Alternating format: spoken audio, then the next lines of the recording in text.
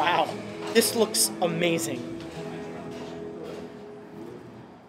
You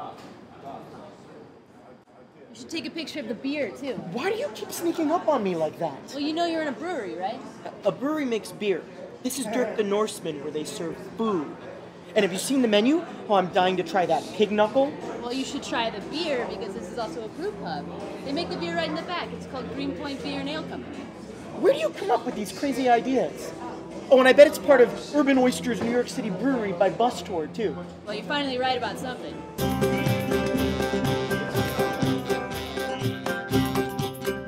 Let's start back at Brewery Lane, is where we first started. Brewery Lane is a beer store on Greenpoint Avenue. It's owned by Ed Raven, the same fellow that owns this place. I started working there along with Eric Olson. He's also a brewer here about 5 years ago for Ed Raven. And this is Ed's next venture. I learned a lot about beer working at the beer store, a lot of different styles, a lot of different ranges of beers. So I started home brewing, got a lot of good feedback on my beers, and then did an apprenticeship at the Outer Banks Brewing Station in North Carolina. A brew pub is a brewery that has a restaurant attached to it. I like to think of it as a brewery first, but a lot of people might think it's a restaurant with a brewery attached to it. So you can come here and see us work while you're eating your dinner.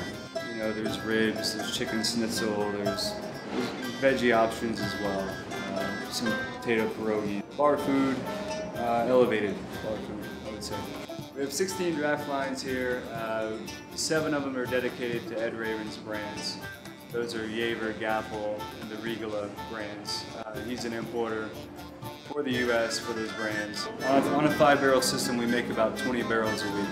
We brew 3 times, twice as a 5-barrel batch, once as a 10-barrel batch.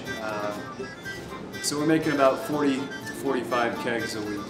Most of it you can drink just here at Dirck the Norseman. We are considering distribution here soon, because we sell about half of what we make in-house here at the restaurant.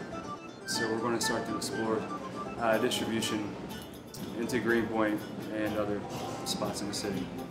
Last week we brewed a Gratzer, and you know, we have an English Mile. We're doing sort of some styles that aren't typically brewed by breweries. Our system kind of affords us the opportunity to experiment with those styles and explore the range of beers that are out there. I would say there's a whole big world of beers, and not a lot of people know about it. And that's what I want to do. I want to share that world with them. This is a community place. It is where everybody likes to come and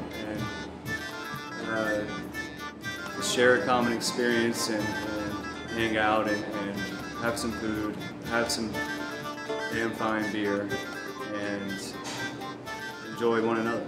Oh, Brian, do you have any more questions for Chris before we take off? Brian. Yeah, what else do you have back here? This place is amazing. Is there like a secret chocolate factory or laundromat or something like that? Sorry about him, don't mind him. He doesn't get out very often.